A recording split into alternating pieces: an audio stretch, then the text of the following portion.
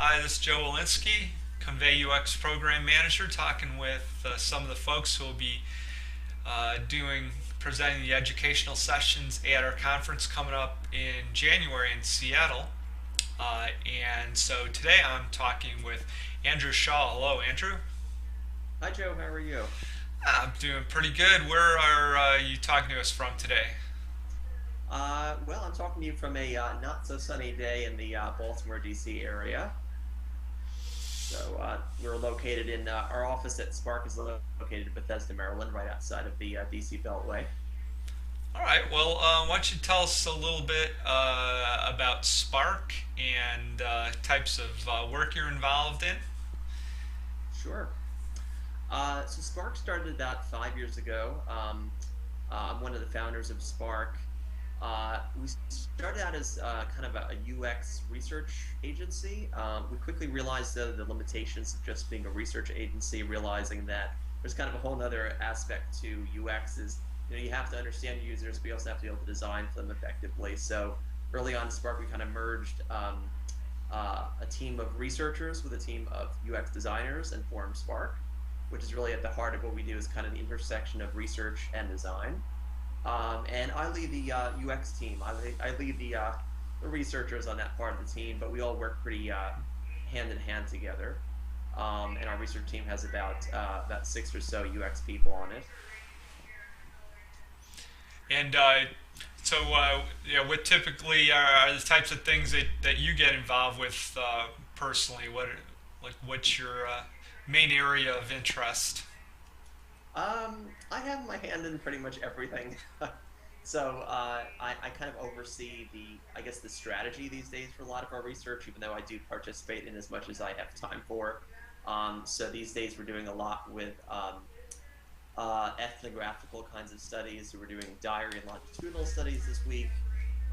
We've been doing some major redesign work for other clients where we're doing a lot of usability testing and card sorting, optimizing information architecture.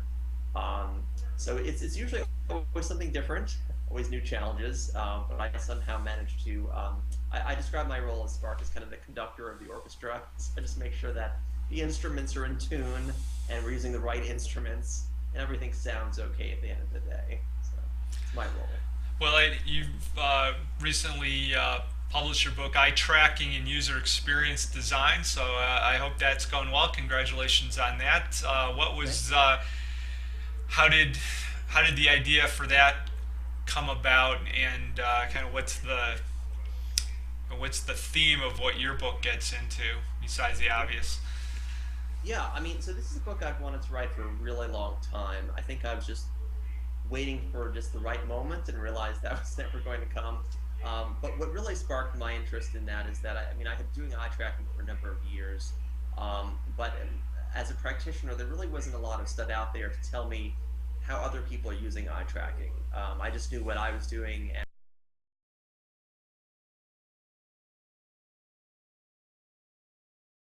Bergstrom and I came together about a year, I think it's over a year ago, and realized that this is a great time to bring in a lot of talented UX people besides ourselves who are doing eye tracking and things like social media and web content and video games and usability testing and come up with a book that really talks about all the applications, the exciting applications that eye tracking is offering to the UX community at large. So it was a team effort. Jen and I were sort of the ones in charge of as she said, herding cats a lot of the time to pull all these great people together to tell a lot of powerful stories about how our tracking is used today. So, as you put together your thoughts for that book, well, I mean, obviously, tracking's been around for a long time. Different people use it in different ways. Did you identify any particular challenges or emerging trends that are changing with respect to your use of eye tracking? I think in a few ways. I think the technology has gotten much better over the last decade or so that I've been using it. It's cheaper, faster, lot smaller, lot smaller than they used to be. Relatively easy to use, so a typical UX practitioner can at least collect the data. So it's made the tool a lot more accessible to a lot more people. Lately, I've been working with a lot of clients to do eye tracking on um, a lot more different kinds of platforms than I had used to. For a while, I was doing a lot of traditional kind of website evaluations on desktops or laptops, very traditional environments. But now we're doing eye tracking on everything. We're doing eye tracking. I did eye tracking this summer on TVs, very large displays. Recently, we've also done, which is the focus of my workshop, on mobile devices, iPhones, Kindles, tablets, iPads, etc. And even taking it into kind of real world environments where we have our eye tracking glasses, where we're actually doing usability and user experience in the real world, which is really exciting. Well, so that is going to be the topic of your workshop at the conference. You're going to be providing an introduction to eye tracking, but specifically you're going to be talking about the mobile user experience. And so, what's the theme of that, or what brought you to developing this particular topic? Well, at Spark, we invested in mobile eye tracking pretty early. We had been doing a lot of mobile design, like on many other design firms, and we realized that eye tracking really has strong applications for the mobile experience as well. The same kind of challenges we have with desktop, just in a smaller package.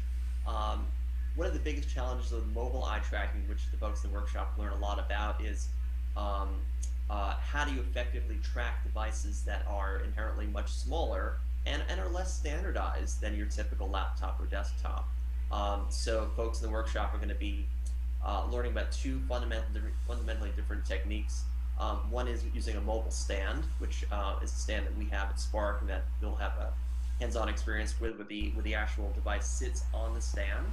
And that's really great if we want to understand one participant to the next in a very sort of fixed setting. Of course, the challenge with the fixed setting is it kind of goes against the mobile almost, which is something where mobile is on the go. It's very contextual. It's in the user's environment. They could be sitting on their couch at home or on the subway. So we realized early on that a fixed approach is not going to work for every study. So we're also going to be bringing our eye tracking glasses as well, which, as you can imagine, the person wears them. They're not very attractive, at least not the current generation. But what allows the participants to do is have total freedom of movement. So they actually can sit on a couch using their iPad, and we can actually still track them pretty well. So it's kind of people will learn about the pros and cons of each approach, and kind of where mobile eye tracking is heading. I mean, the technology is moving pretty quickly. All right, well, I'm definitely looking forward to checking that out. That the mobile area is one that I'm doing a lot of projects on all the time. So, thanks for taking a few minutes to give you a preview of your topics for the conference, and we'll see you here in a couple of months. Great. Looking forward to it. Thank you, Joe. Appreciate All it. right, thanks, Andrew.